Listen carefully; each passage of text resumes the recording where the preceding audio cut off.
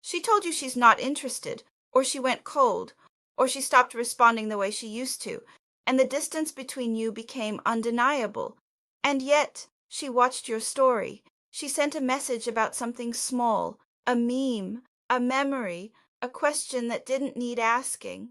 She asked a mutual friend how you're doing. She appeared somewhere you were, and the eye contact lasted a second longer than it should have for someone who is supposed to have moved on. And you are standing there holding two things at once that don't seem like they can both be true. She said she's not interested, and she is still here, not fully, not openly, but here in the way that costs her something to maintain, in the way that suggests the door she said she closed has not actually closed. You are not confused because you are reading too much into things. You are confused because she is doing two things simultaneously that appear contradictory from the outside, but that make complete, precise sense once you understand the psychology beneath them. That is what this video is about. I'm going to give you 7 specific psychological reasons why a woman cannot fully let go of a man, even when she says and may genuinely believe that she is not interested.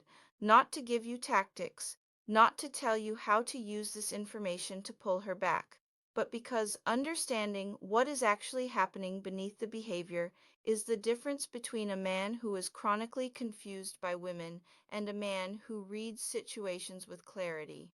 7 reasons. The last one is the one she would least want you to know about. Stay through all of them. I'm Liza. This is Secrets Inside the Mind. If you're new here, subscribe to Secrets Inside the Mind right now. Every week I break down the real psychology of female behavior, attraction, and what's actually happening beneath the surface of the moments that confuse men most. Subscribe, turn on the bell, and let's get into it. Before the 7 reasons, I want to establish something that makes all of them make sense. There is a gap, sometimes a large one, between what a woman says about her feelings and what her behavior reveals about them. This gap is not dishonesty. It is not manipulation. It is the natural consequence of the fact that human beings have multiple, sometimes competing layers of experience operating simultaneously. She has a conscious mind that forms conclusions. I'm not interested. I've moved on. This isn't right for me. Those conclusions are real. She genuinely holds them. She also has a subconscious psychology, deeper, older, less articulate, impossible to fully govern by decision. That is still processing, still evaluating, still attached to a man who created a particular kind of feeling in her. And that psychology expresses itself not through what she says, but through what she does when she thinks no one is analyzing it. The behavior you are confused by, the reappearances, the small contacts, the lingering attention, is the subconscious psychology speaking. It is not inconsistent with what she said. It is operating on a different layer. Both things are true simultaneously. Understanding this means you stop trying to make the two things reconcile in a way that confirms one over the other. You start reading the full picture, and the full picture is almost always more nuanced and more useful than either layer alone. Reason number 1, you are occupying her mental space in a way she cannot fully control. Psychologists have a name for the phenomenon where unresolved situations occupy disproportionate cognitive space. It is called the Zeigarnik effect, the tendency of the human mind to return persistently to incomplete things, open loops, unfinished stories, questions that haven't reached their answer. When a man is psychologically interesting to a woman, when he is confident, self-directed, and not entirely available, he becomes, in the language of cognitive psychology, an open loop. Not because he is withholding deliberately, but because the combination of genuine value and genuine mystery creates a situation her mind is compelled to return to and try to resolve. She decides she is not interested. The conclusion feels clean.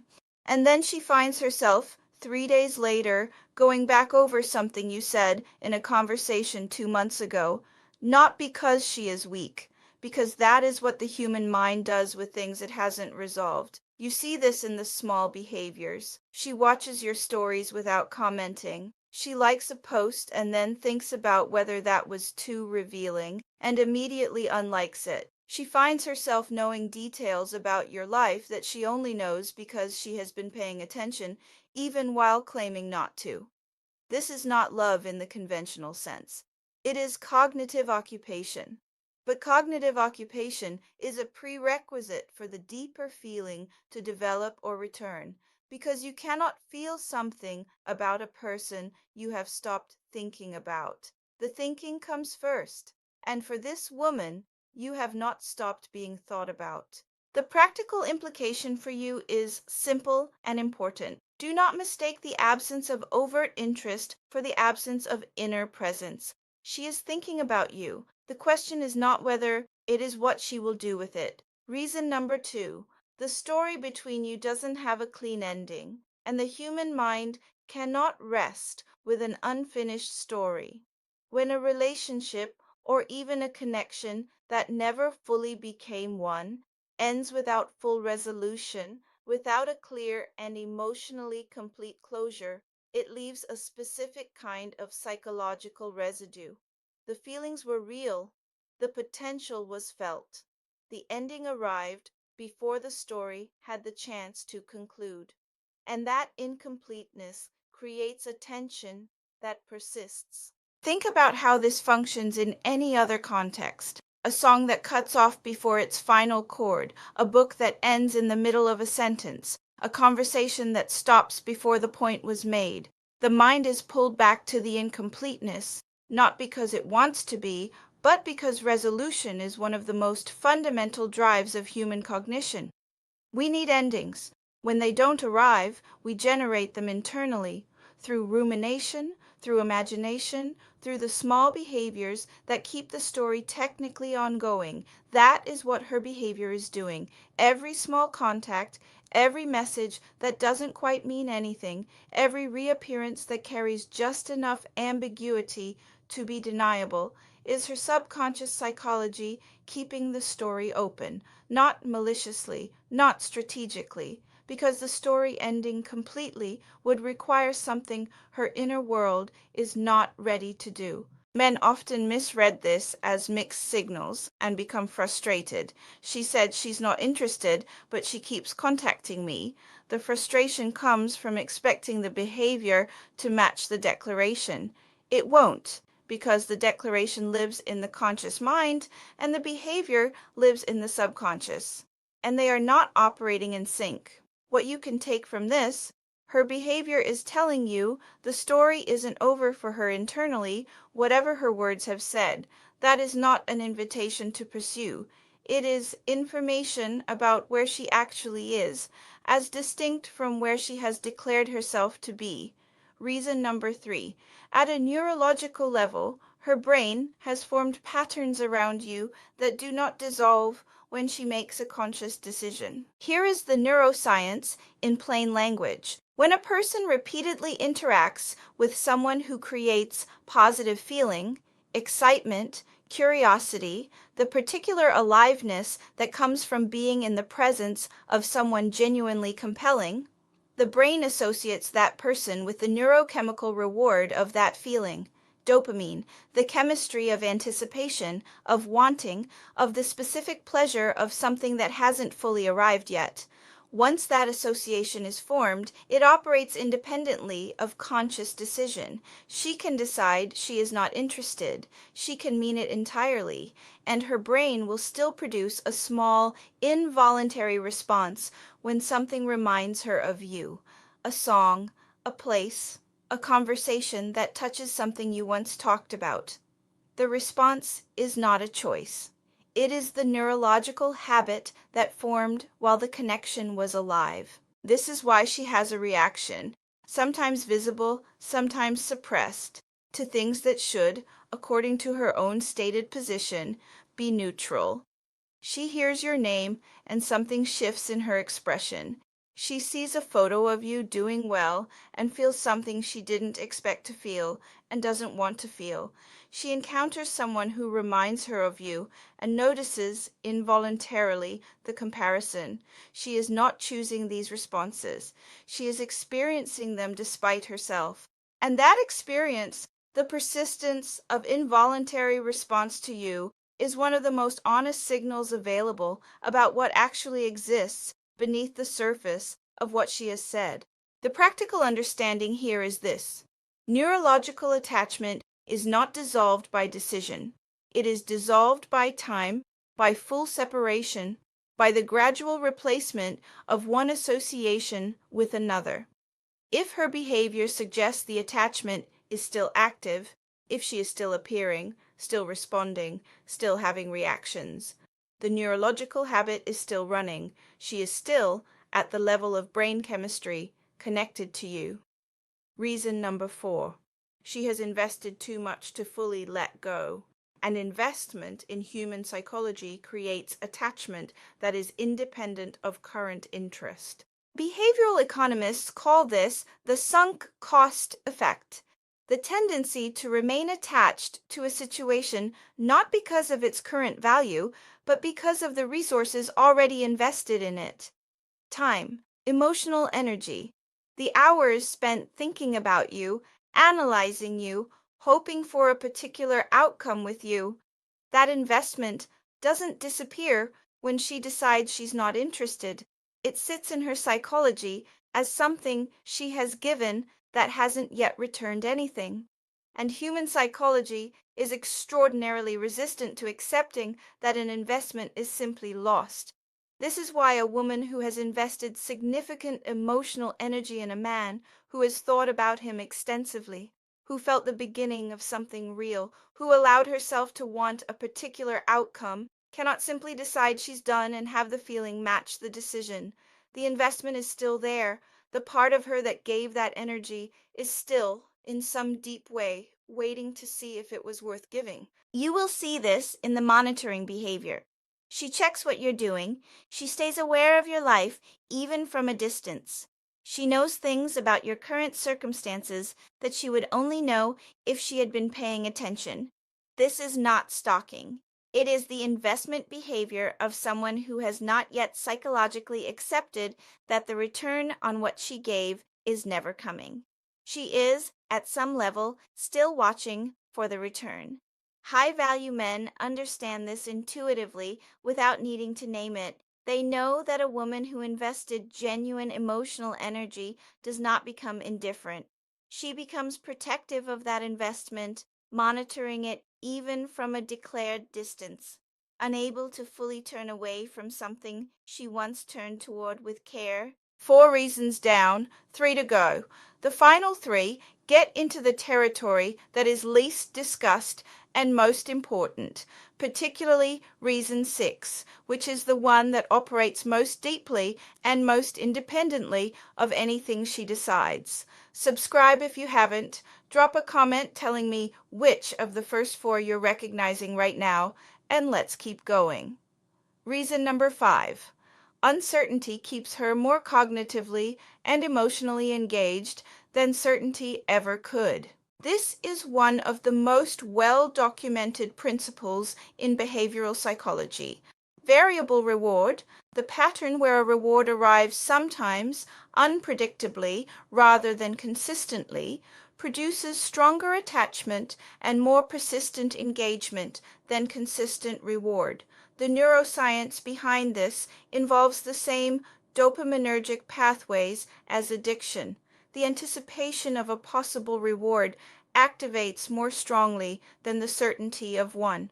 Applied to attraction, a man whose next move is unclear, whose feelings are not entirely transparent, whose attention comes genuinely rather than constantly, creates a specific kind of psychological engagement that a fully available, fully predictable man never does. The uncertainty is not a strategy, it is a natural consequence of a man who actually has his own life, his own interior world, his own things that matter to him beyond this particular connection. The uncertainty is real because he is genuinely occupied with things other than her. And her psychology responds to that genuine uncertainty with the pattern that variable reward always produces: persistent attention, persistent monitoring, persistent return to the source of the uncertain reward to check whether the next instance of it has arrived. She is not confused about whether she wants to be with you. She has decided she doesn't, or isn't ready, or needs distance.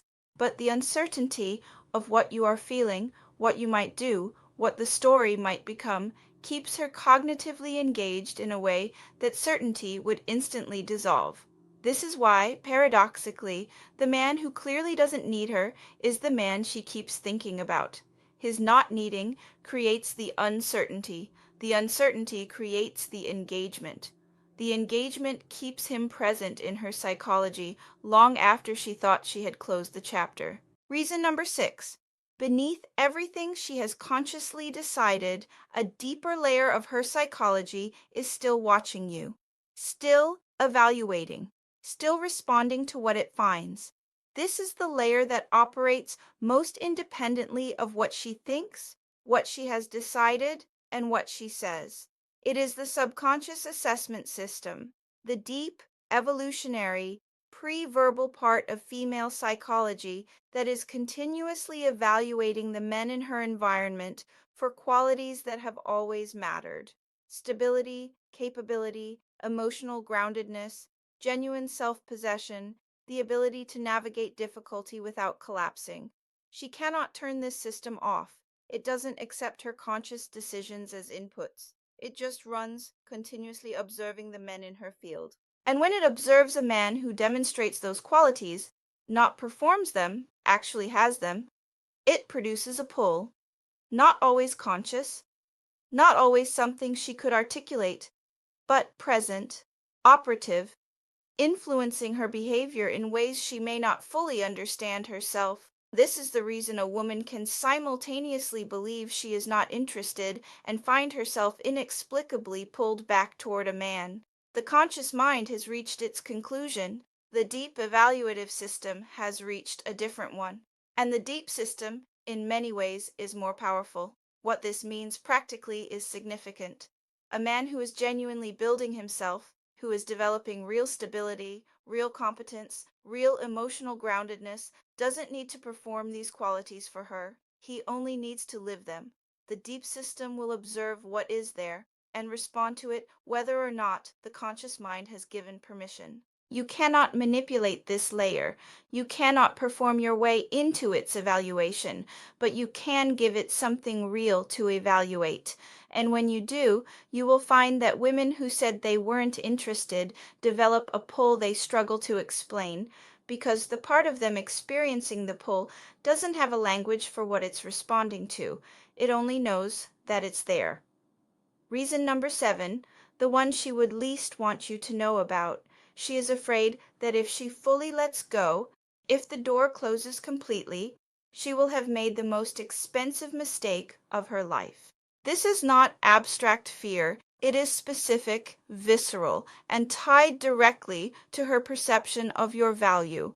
When a woman sees a man who is self-possessed, who is building a life of genuine substance, who does not need her presence to feel whole, her deep psychology registers him as something rare. And the fear of losing something rare activates in ways that can override conscious decisions about not being interested. FOMO, fear of missing out, in the context of relationships, is not a shallow thing. It is the expression of a deep evolutionary instinct that says, do not release something of genuine quality until you are certain you will not need it. Hold the option open. Keep the door from fully closing. Maintain the connection even at the low maintenance cost of an occasional small contact, because the alternative, the door closing and someone else walking through it, is something her psychology cannot fully accept. This is the driver behind the reappearances that happen specifically when you have been quiet, when you have been building, moving forward, genuinely living your life, and she senses from the periphery where she has been watching that you are doing well without her. The fear activates, the contact arrives. The door that she moved to close opens just slightly. She is not playing a game. She is responding to the fear that she has perhaps made a miscalculation about the value of what she decided she wasn't interested in. And that fear, irrational or not, convenient or not, is real. And it is specifically activated by your demonstrated independence and quality. The man who knows this does not exploit it. He simply understands it. He continues building his life, continues being the man his quality says he is, and allows her fear to be the honest signal it actually is about what she sees in him, even when she says she doesn't. 7 reasons. I want to bring them together into something you can actually use. She is mentally occupied with you because you are an unresolved, open loop in her psychology. She is emotionally attached because the story doesn't have a clean ending. She has a neurological habit of you that her decision cannot dissolve. She invested genuine emotional energy that she cannot simply write off as lost. The uncertainty you represent produces more engagement than certainty ever would. Her deep evaluative psychology is still watching and responding to your genuine qualities, and she is afraid, at a level more honest than most of what she says out loud, that letting you go entirely is a mistake she cannot afford.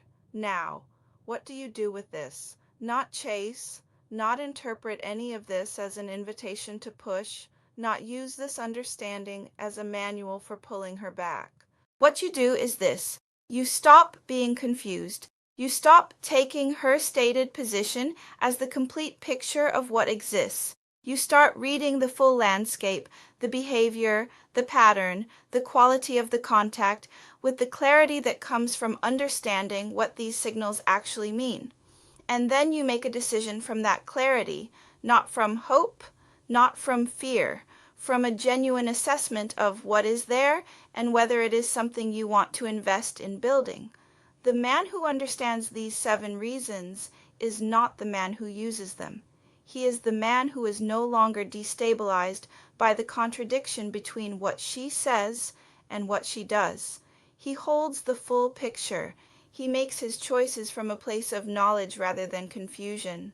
And that quality, the quality of a man who reads clearly and moves deliberately, is itself part of the reason she cannot fully let him go. Let me leave you with the frame that holds all 7 together. Attraction does not live entirely in the conscious mind. It does not fully obey decisions, declarations, or what someone tells herself she should feel. It lives in the neurological habits formed by genuine connection, in the cognitive architecture of unresolved stories, in the deep evaluative systems that run beneath language and beneath choice, in the fear of releasing something rare. When a woman says she is not interested, but her behavior tells a different story, she is not lying. She is living inside the complexity of a psychology that operates on multiple levels simultaneously, not all of which are speaking the same language. And you, if you have understood these 7 reasons, are no longer confused by that complexity. You see it clearly. You can name what is happening in each layer, and that clarity gives you something most men in your position do not have: the ability to make a grounded decision about what to do next, free from the anxiety of not understanding what you are looking at. Keep building your life.